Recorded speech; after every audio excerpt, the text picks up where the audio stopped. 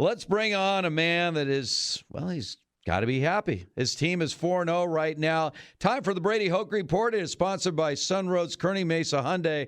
Just minutes away from anywhere in San Diego. Coach, congratulations on your latest victory. Well, you know what? Thank you, Steve. And number one, I give Towson a lot of credit. I mean, they coming all the way from the other side of the world, basically, and heck, they had some problems trying to land in LA because of the rain, and so they're a well coached. They're a good football team.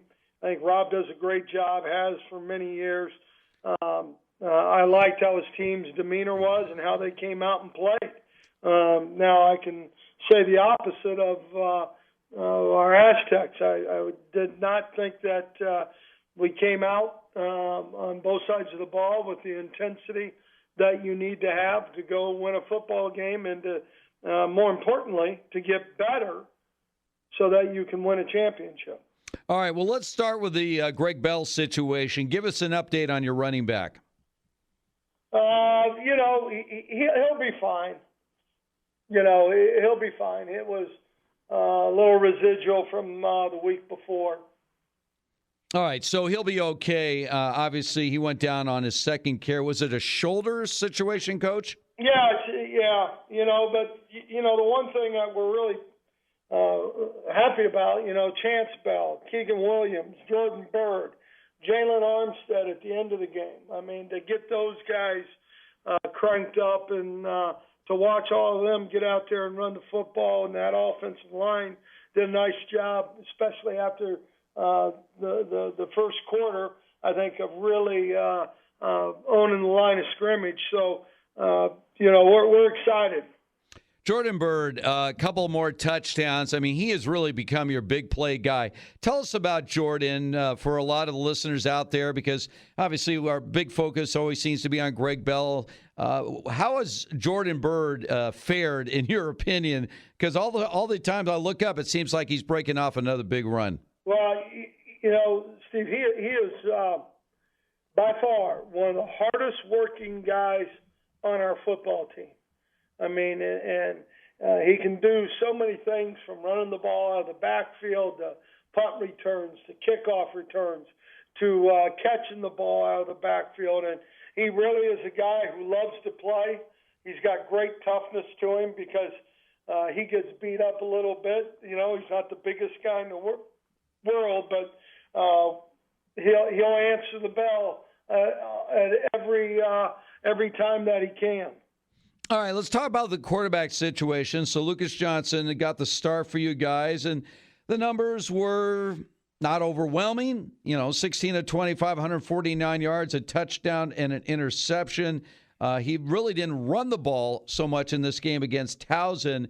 What's the status on Jordan Brookshire, and what was your impressions of Lucas Johnson in this game against Towson? Well, I think Lucas improved as the day went on. I think we missed a couple throws early that we've got to make to help us with our rhythm, from an offensive standpoint. And I think that does the same thing for your quarterback. But I thought Lucas got better as the game went on. It was good to get Will in, give him a little taste, and he handed the ball off most of the time. He had pretty good runs. He run it and then had the one throw. So it was good to get him in the game a little bit. Just like, the running back situation, like I said, Jalen Armstead, to run the clock out, did a heck of a job at the end of the game.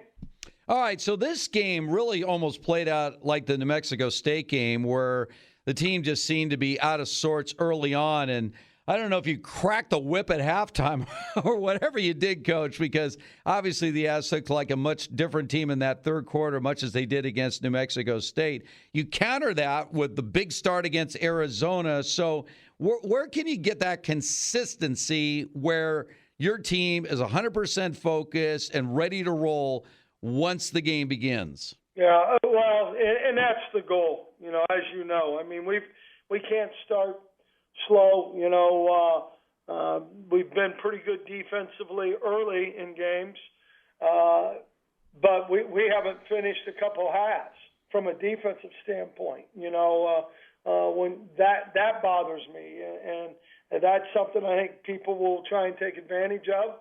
And we've got to be better prepared as coaches, and we've got to be better prepared as players. But we've got to start faster, Steve. There isn't any doubt about that, and it's something that we'll continue to talk about and to continue to work. All right, so, Coach, a week off before you open up your conference schedule. New Mexico is going to be coming in, and then, of course, after that, I mean, we've talked about this, Coach. The Mountain West is absolutely loaded this year. Yeah. But what about this week to have the extra week? Do you go back to the beginning? How do you handle a bye week at this point of the season? Yeah, well, we're going to practice 3 days, and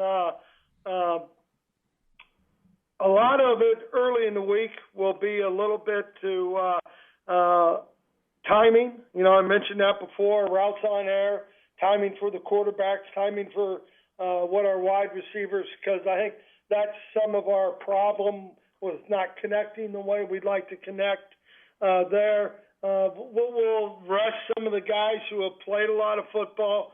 Cam Thomas has played a lot of football, so has Keyshawn.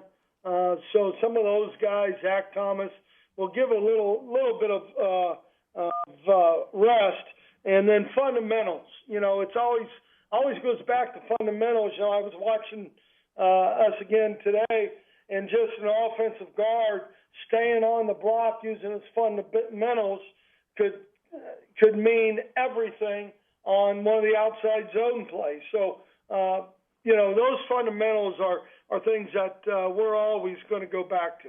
All right, so what is your takeaway from your non-conference games? 4-0 is 4-0.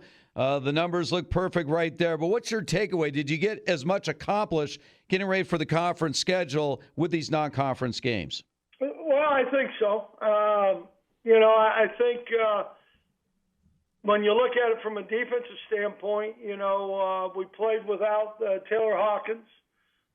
So Abinger, who stepped in, did a heck of a job. Noah Tumlin got even more reps. And so as you look at it, we were able to get some guys linebacker-wise, get a rotation a little bit, feel good about that, and the same with the front.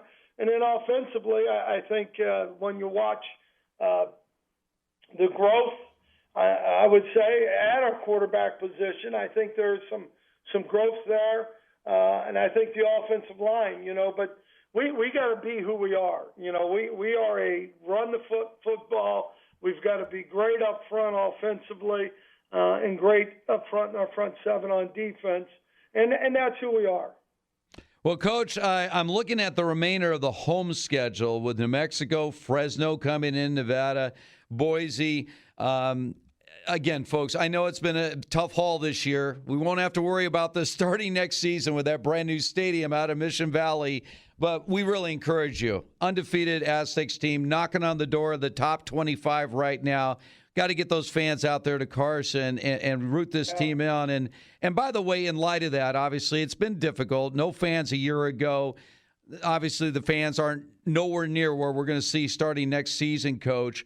But it doesn't seem to have an adverse effect on your team, which is really good. In other words, they seem to be focused on football, and that's a tribute to the coaching staff and the players that despite the fact that it's still a very awkward situation right now as far as home games are concerned, your team's sitting at 4-0. You got to be impressed with that. Well, I'm proud of our guys. There's no doubt about it. I think our players, our seniors, the guys who have been here a while, they understand. Is it ideal playing in Carson? No.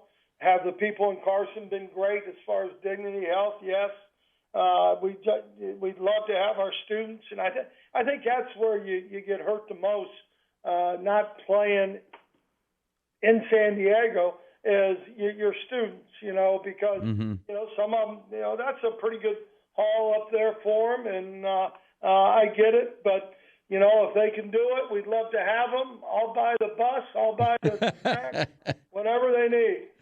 Coach, congratulations again. And, we'll see how the off week goes and then get ready for New Mexico on the conference schedule. Thanks a lot, Coach. Thanks, Steve. Appreciate it. All right, there he is, Brady Hoke. So 4-0 right now for the Aztecs and all conference games coming up. Fletch, I know we'll have the Brady Hoke show coming up on Wednesday. And, it's got to be tough. I mean, there weren't obviously a lot of fans that showed up for a Towson game. We knew that was going to happen, but they're still sitting at 4-0, and they're number 28 in the AP poll right now. So, getting close to cracking that top 25. Win a couple more games, and they'll definitely be there.